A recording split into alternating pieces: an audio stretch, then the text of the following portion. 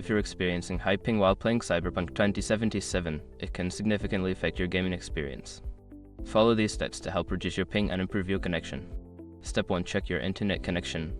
Ensure that your internet connection is stable and fast enough for gaming. Run a speed test to check your download and upload speeds. A wired connection is preferable over Wi-Fi for lower latency. Step 2. Close background applications.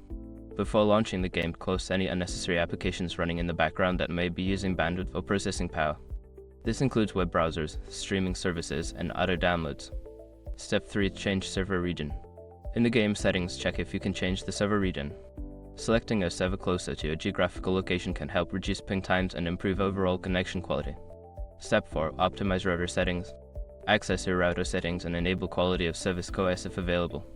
This feature allows you to prioritize gaming traffic over other types of internet traffic, which can help reduce ping.